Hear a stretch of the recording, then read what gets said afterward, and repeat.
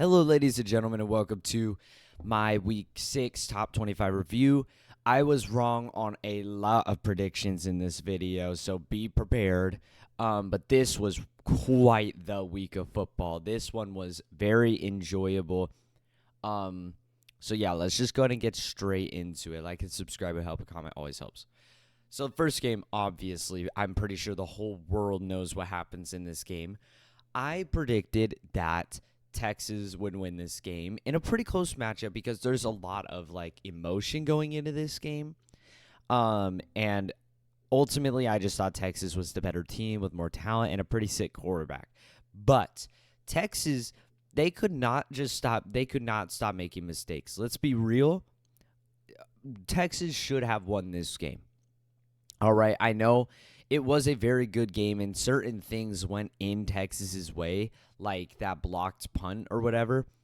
But still, Texas had a total of 3 turnovers, as well as they had 70 yards of penalties, whereas Oklahoma had 0 turnovers, except for, I guess, a blocked punt, but that didn't count as a statistic, so just keep that in mind. And they had 4 penalties for 30 yards. So this game was a game of mistakes. And this kicked off for me how the upsets this week occurred. They all trend in the same way and possibility. Every good team that got upset this week, they lost because of turnovers. They just kept turning the ball over. Multiple games will you see the turnovers lie in the 5 range or the 4 range, and the other team they don't turn the ball over for shit. So Texas turned the ball over a total 3 times. I guess you could say Oklahoma turned the ball over once since a block punt. And both teams failed to convert 1 fourth down, except Texas converted 3 of their other fourth down attempts. Oklahoma only went for 1 fourth down, and they didn't get it. But the thing is this game is even a little bit closer than it should have been. Oklahoma missed a field goal. So it's like certain things led to, I guess I should show the final score. Certain things led to Texas losing this game. But Oklahoma probably should have won this game by more. Even though, like I said earlier, Texas should have won this game, they really should have. They just kept turning the ball over, making mistakes. I mean, on Texas, their first possession, they turned the ball over way in their side of the field.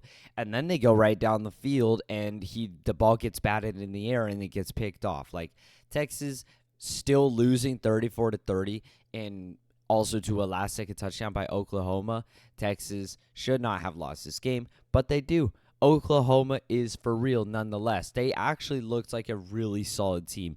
When Texas wasn't turning over the ball, their defense was holding strong. They looked like a very solid team. I was very surprised by the outcome of this game.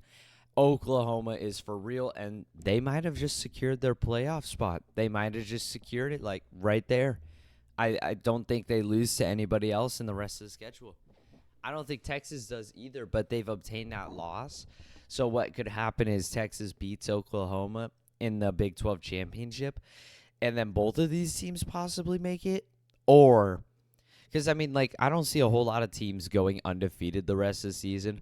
I don't see anybody in the Pac-12 going undefeated. I don't see anybody in the ACC going undefeated. I don't see anybody in the Big 10 going undefeated. Maybe Georgia goes undefeated in the SEC. So Oklahoma right now stands the strongest chance in my opinion.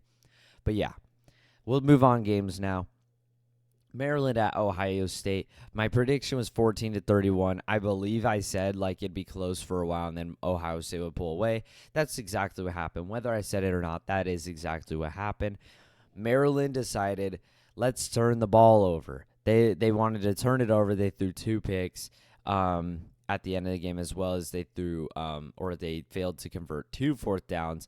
I mean, they were in the lead 17-10 going into the middle of the third quarter.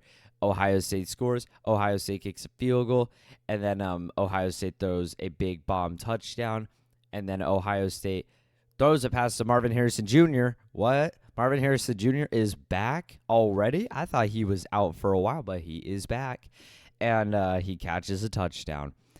And then they kick a field goal. It's just it looked like a really solid game. One thing for sure is I expected this outcome. I did not think Maryland was going to travel into Ohio State and win. The fact that they were even winning was a surprise to me. but I didn't think they were going to go into Ohio State and win. Ohio State does have an all right offense. I'm not going to say anything like above and beyond because they really struggled against Notre Dame and against Indiana. But they have a very sick defense. So Ohio State, they are a good and deserving team of a win right here. It's just sad that Maryland lost because I really like this Maryland team.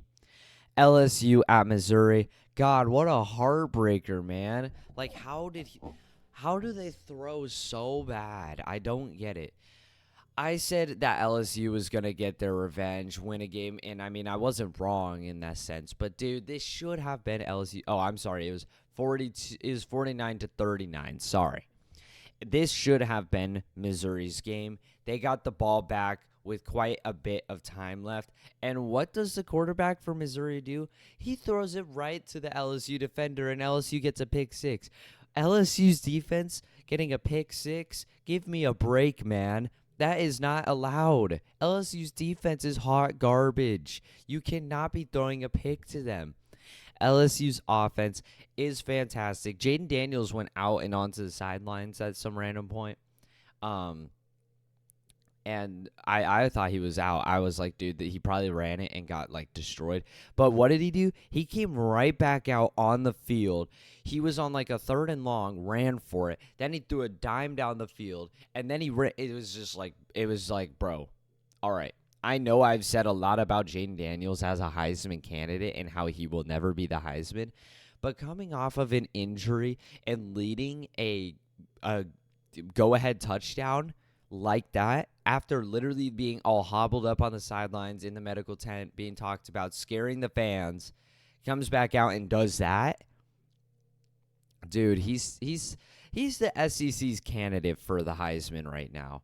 He's the SEC's candidate. That was the most impressive. I know it's at Missouri, and I don't really think Missouri has the best defense, but still, that was a very impressive performance by him. I was stunned. Still, Missouri should have won this game. That pick six was just awful. But yeah, the final score is 49-39, not 49-32. Washington State at UCLA. Oh, man, I hate this one. I said Washington State was going to destroy this team because, yes, they have a fantastic offense. And they do. I stand by it.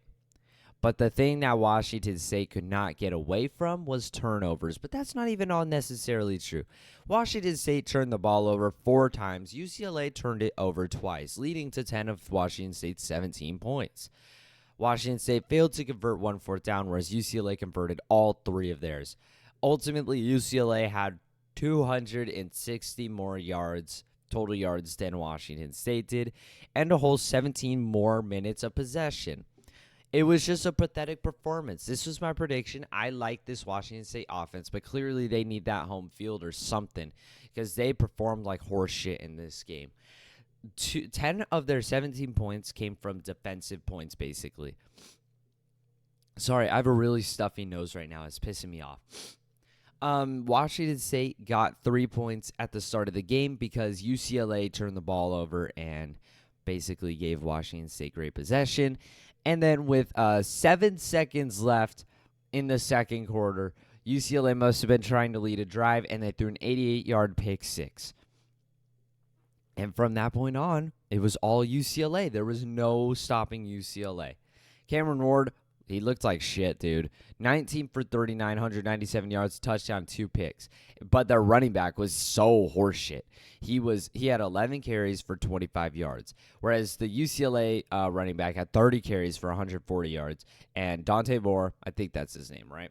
Dante Moore was 22 for 44, 290 yards, a touchdown, and 2 picks. Dante Moore didn't even play his best football ever. It was just like Washington State's offense was being worse. The Washington State defense actually held strong, holding UCLA to very little points. I mean, they missed a extra point, and then they held them to 2 field goals, make it 10-12, and then they scored a touchdown and tried to go for 2 to go up 3, and they held them. So, like, I just think Washington State's defense held this team to as little points as possible. Their offense was what was sucking. It really sucks because I was really high on this Washington State team. I was really excited about this Washington State team. I liked them a lot. Really, really sucks because that's probably the worst loss they could have taken, man. That was probably the worst loss they could have taken right there. Virginia Tech at FSU. Did not watch this one. Was not here. Oh, also, I should probably make this known. For the second half of games, so like I'd say 12:30 and beyond, I was not watching. I went to the ASU Colorado game. I did not see an ounce of these games. So Virginia Tech at FSU, I predicted annihilation. We got annihilation. Just a little bit less scoring. But Florida State was up 22-0 in the first quarter. So, like, yeah, right. It got close 17-22, but Florida State pretty much owned this game. Virginia Tech is bad. Jordan Travis has really slowed down from that first game of the year, man. He went 18 for 24, 170 yards and 2 touchdowns. Still pretty good stats. He only didn't complete 6 passes, but still. The star player was definitely the running back for FSU. He's got to kick it into overdrive, man, if they want to be a very, very highly ranked team. So, yeah. Alabama A&M, another sad game. I really thought, I kept checking the scoreboard. I really, really thought they were going to win. The score was 24-17 going into the fourth quarter, late in the fourth quarter. Here's my prediction first place. I said A&M would win because they've got that home field, and I just think they're a pretty good A&M team in general. But they lose 26-20 because they were down by 7. What did they do? He got sacked for 7 yards for a safety. How do you allow that, man? That makes it a 9-point game, which pretty much seals Texas A&M's fate. They have to go down the field and kick a field goal and try to get the onside kick and try to get it. That didn't happen. Jalen Milroe was nowhere near, he was all right. He was actually pretty good. 21 for 33, 321 yards, 3 touchdowns, but a pick. The quarterback for A&M, Max Johnson, he was 14 for 25, 239 yards, a touchdown, and a pick. So I'd say Jalen Milroe definitely had the better game, but I'd say they were pretty even stats. Johnson was off by a good 90 yards and 2 touchdowns, but he only threw 25 passes compared to 33. Both teams had a pretty shitty rushing game. It was a very, very split game, all right? It was a very, very split game for these teams. They match up very similarly in skill, so it's just the safety sealed the deal, I think. The safety sealed the game. Syracuse at North Carolina. I'm going to point Depressed Ginger out on this one because homie said that North Carolina would lose 30-27 or something like that. I predicted the same sort of outcome as the Clemson game against Syracuse. Dude, UNC just annihilated. I mean, Syracuse is not a good team. They got off to a great start. Another 4-0 start because they played nobodies. They played at Purdue, but Purdue's terrible. They barely beat Army. I mean, this team was fraudulent. So, yeah, North Carolina destroyed the whole time. Drake May had his best game by far. 33 for 47, 442 yards and 3 touchdowns, throwing himself back into the Heisman race, although it was a pretty bad team. But the thing I would definitely have to say is underrated about North Carolina is their defense. I mean, their defense is so sick. They forced 2 picks by Syracuse. They held them to just 221 yards within 22 minutes and 44 seconds of possession. I mean, yeah, North Carolina had 644 yards of total offense. There was no hope for Syracuse. There was no hope at all. Nothing to be said there. And the biggest worst call of the week, I said Kentucky would beat this Georgia team, stand them up, because I hated how this Georgia team was just barely scraping by. But the thing is, I'm not mad about the outcome at all. I'm actually happy about it. I would have been happy by 2 things: Kentucky winning this game or Georgia annihilating this game. If Georgia would have won by 3 points, I would have been very annoyed. But they killed them. That actually makes me happy because you know what that means? That means Georgia they're worthy of their number 1 spot. They take down their first top 25 opponent, and they kill them in the process. I feel like the thing for Georgia is they're very slow to start games. They don't score in the first half. This time they did. If you look back at like the South Carolina game, they scored 3 points in the first half, and in the second half they score like 21. I'd say the Auburn game was a little bit more like spread out, sort of. I mean, sort of, not really. They only scored 10 points in the first half, and they scored their other 17 in the second half. So Georgia seems to me like they're just sometimes they slow to start, but this game they weren't. Probably because it's a ranked team. Their fans were hyped. Night game.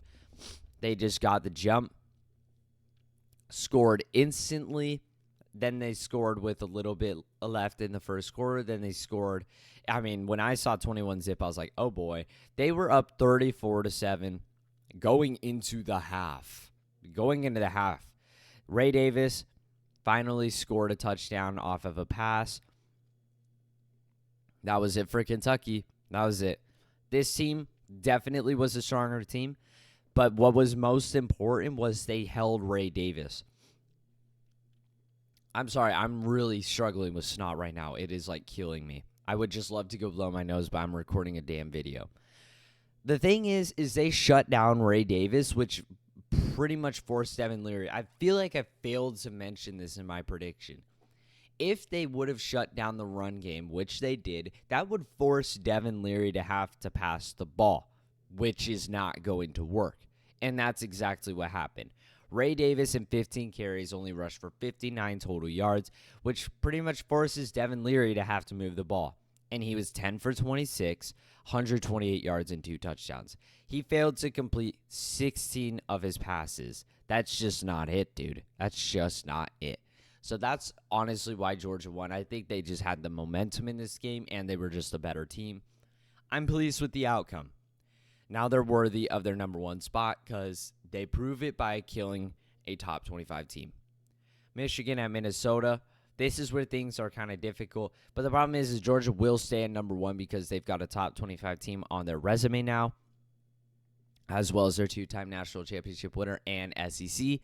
Michigan has beat up nobodies. I said Michigan would kill them. Michigan killed them. Simply said. Michigan's got a very light schedule for a long time. Oh, man, this game. This game is like the prime example of what I mean by teams turning the ball over. If you remember Louisville last year upset Wake Forest when they were ranked and stuff because Wake Forest turned the ball over like 8 times. Well, the trend continued in this game. Notre Dame, not only did they have 5 turnovers, or before I do that, let's see. This was my prediction. I said Notre Dame would finally show off their potential by beating up a team that really shouldn't be ranked. But the thing here was Notre Dame loses by a hefty amount. Notre Dame turned the ball over 5 times just from turnovers. They gave the ball away a total of 7 times. They went for 2 fourth downs and they failed to get it. Louisville only had 30 more total yards than Notre Dame. Both teams were split on third down conversions and split on first downs. Louisville, they were both split on penalties as well, and Louisville had 1 turnover. The game was solely won by Louisville because of Notre Dame's turnovers. Sam Hartman threw 3 picks, and they fumbled the ball twice, and they failed to convert 2 fourth downs. You're not going to win games when you do that. Notre Dame is still the better team. Louisville is still fraudulent, and I hope everybody can recognize that. Louisville still had a good game, but it's hard to be like, well, yeah, they had a good game because they literally got 7 possessions from Notre Dame. 7 chances to score points. The difference here and why I still stick up for them in some world is that they put up 33 with it. If they were just awful, they would have still lost this game, but they won by a big amount. They were up 33-13.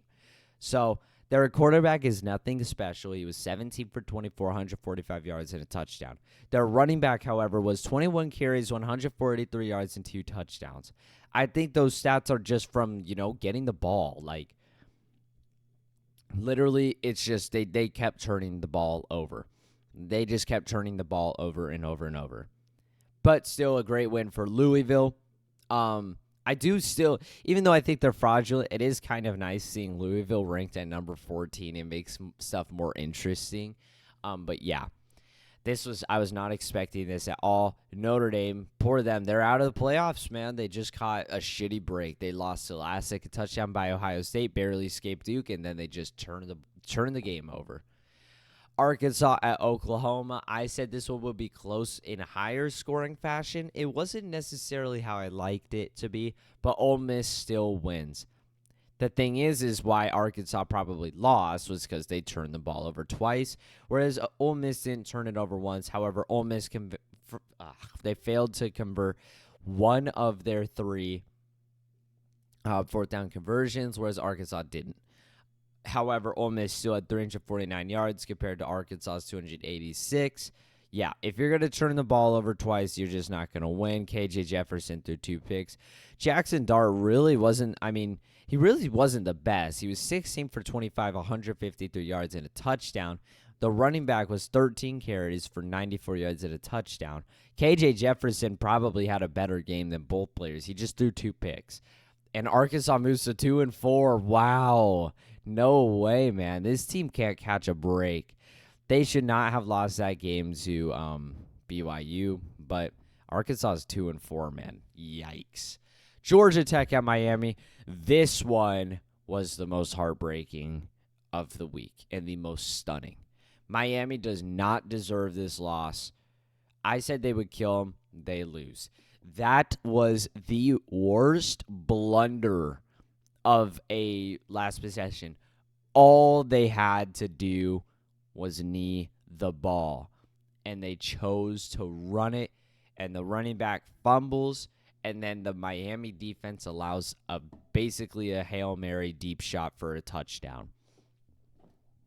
And they take the worst loss ever. I think that probably comes near to the worst loss ever. They had the game. It's not like they had the game put away, like they had to kick a field goal or something. No.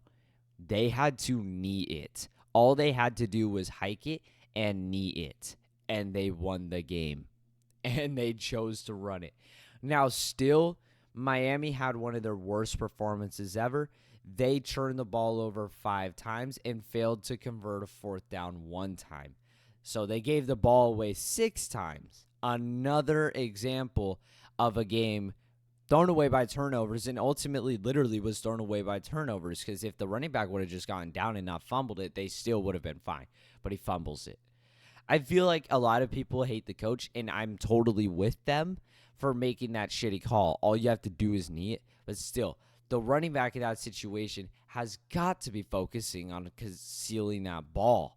He doesn't need to be worrying about getting yards. He needs to focus about running it and getting down.